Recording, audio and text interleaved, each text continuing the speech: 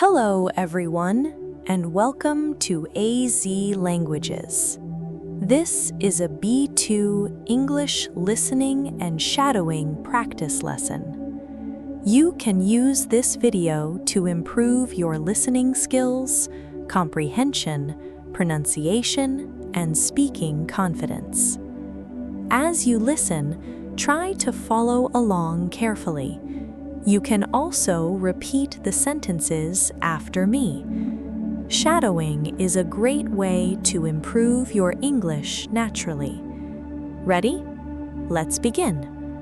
Today, I'm going to talk about extreme sports. Now, I should say right away that I'm definitely not an expert on this topic.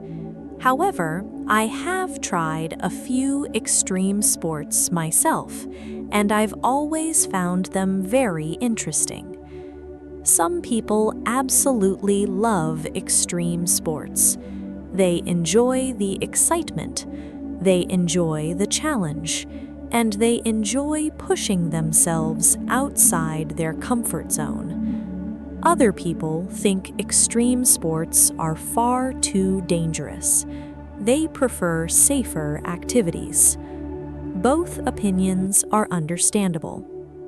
Let's start by talking about one of the most common extreme sports. That sport is skateboarding.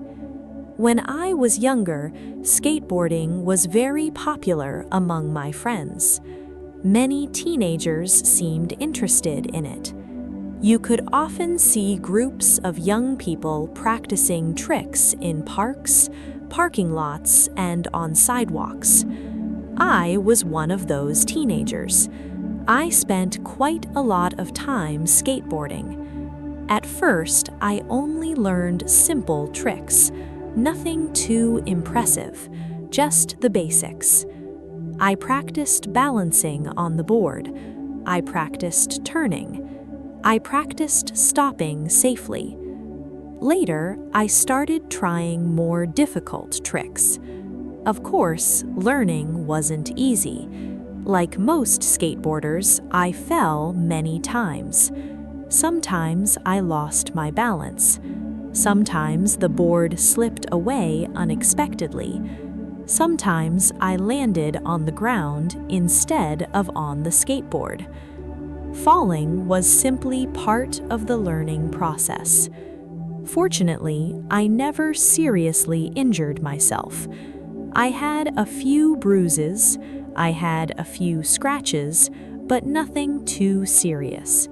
Still, every fall taught me something. Little by little, I improved. One thing I really liked about skateboarding was the feeling of progress. When you finally learn a trick you've been practicing for weeks, it feels amazing. The satisfaction makes all the hard work worthwhile. Another thing I enjoyed was the freedom. You could skateboard almost anywhere. You didn't need a special field or court. All you needed was a skateboard and some open space. Although I don't skateboard very much anymore, I still think it's a fascinating sport. Now let's move on to another extreme sport. This one is snowboarding. I've been snowboarding several times in my life. To be honest, my first experience was terrible. I had never done it before. I was a complete beginner. At first, I thought it looked easy. After all, experienced snowboarders make it look effortless. They glide smoothly down the mountain, they turn with confidence. Everything looks simple, but when I actually tried it myself, I quickly realized how difficult it was. During my first day, I spent more time falling than snowboarding. Every time I stood up, I seemed to fall down again. I would get halfway down the slope and then lose my balance. A few seconds later, I was back in the snow. again and again. I fell forward, I fell backward, I fell sideways. By the end of the day, I felt completely exhausted. My legs were sore, my back was sore, even muscles I didn't know I had were sore. Needless to say, my body paid the price. I felt terrible the next morning. However, things improved after that. The second time I went snowboarding was much better. I understood the basics. I felt more comfortable. I could stay balanced for longer periods, and I wasn't falling every few minutes. By the third trip, I was actually having fun. I still wasn't an expert, not even close, but I could finally enjoy the experience. These days, if I had to choose between skiing and snowboarding, I would probably choose snowboarding. I simply find it more enjoyable. Of course, many people would disagree with me. Some people prefer skiing, others prefer snowboarding. It's mostly a matter of personal preference. Now, let's talk about surfing. Surfing is another famous extreme sport. It's especially popular in places with large oceans and good waves.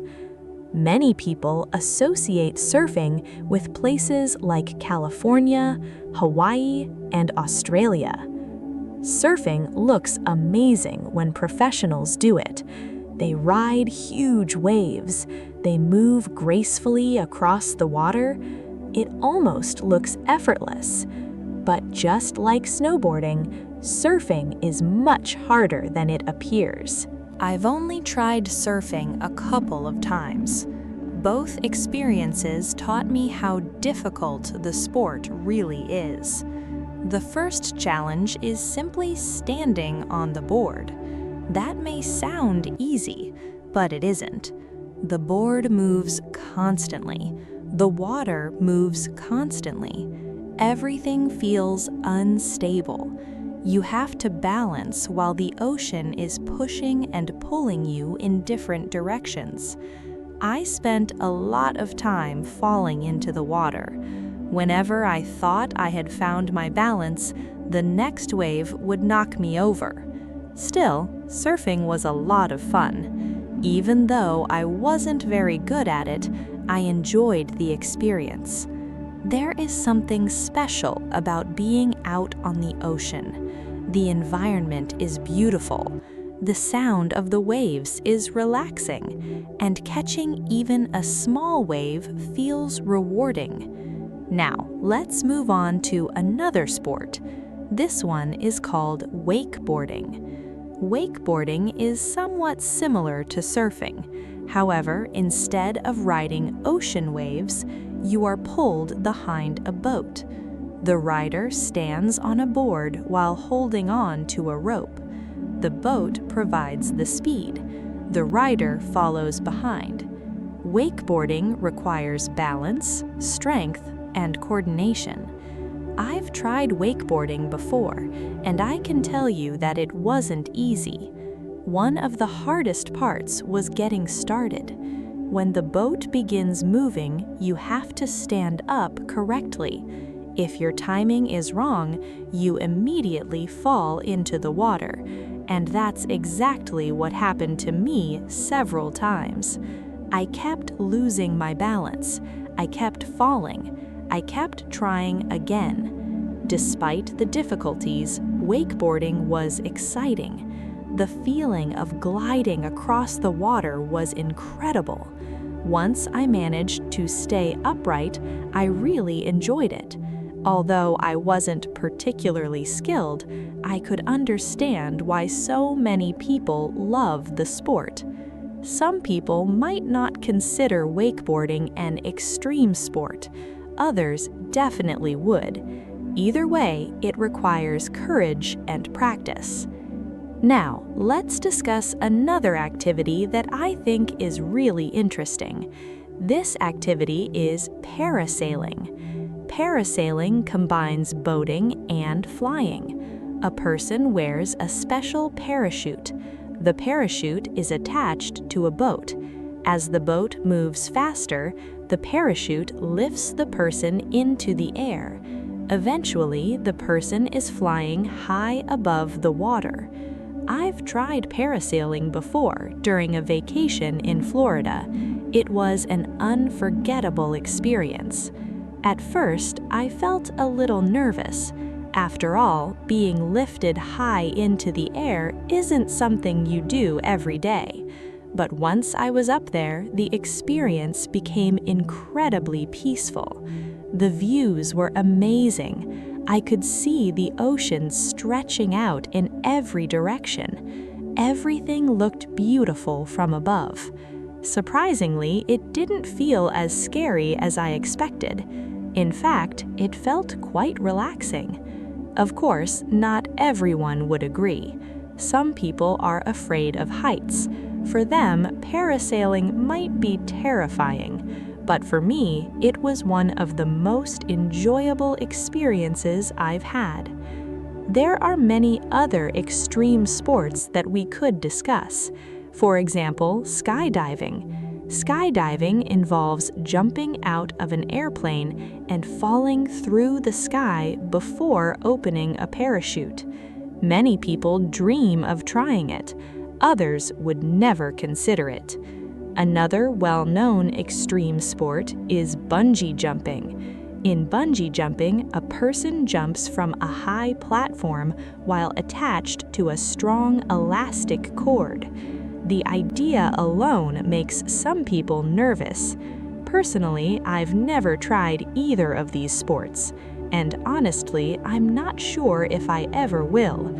They both seem extremely intense.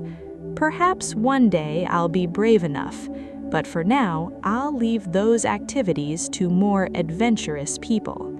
When most people think about extreme sports, skydiving and bungee jumping are often the first activities that come to mind. They involve significant heights. They involve a lot of adrenaline, and they definitely aren't for everyone. What all extreme sports have in common is excitement. They challenge people physically and mentally. They often require courage.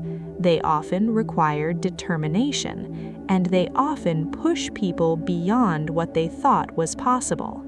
For some people, that's exactly what makes these sports so appealing. They enjoy testing their limits. They enjoy overcoming fear. They enjoy the sense of accomplishment that comes afterward.